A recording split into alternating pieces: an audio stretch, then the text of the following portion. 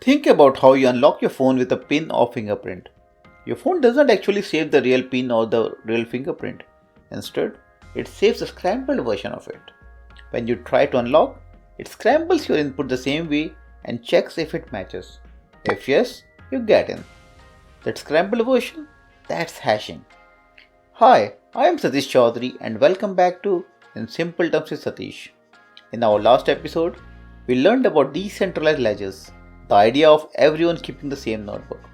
Today, let's talk about hashing, a method that gives every piece of information its own digital fingerprint. Hashing takes any information, say a word, a sentence, or even a big file, and turns it into a short code made up of letters and numbers.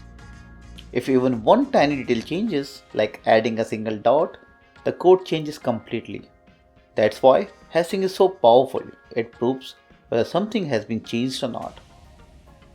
Imagine a sealed envelope with your exam paper inside. Once the teacher stamps and seals it, any attempt to open or change the paper will break the seal. Hashing works the same way. It puts a unique stamp on data. If anything changes, the stamp no longer matches. In blockchain, hashing is what locks blocks together. Each block has its own fingerprint plus the fingerprint of the block before it. If someone tries to change even one block, the fingerprint no longer matches and the whole chain breaks. That's how blockchain shows if something has been tampered with.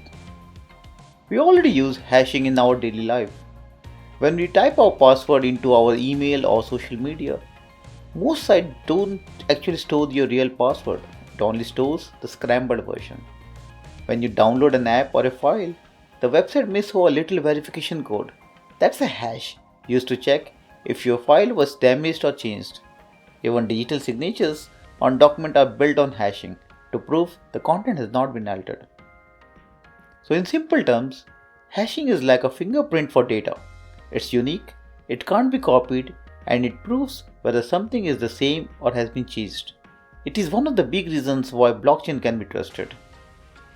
In our next episode, we'll explore consensus, how thousands of computers agree on the truth even when no one is the boss. Thanks for listening to In Simple Terms with Satish. Subscribe, share this with a friend, and join me again as we continue to make the complicated simple. Thank you.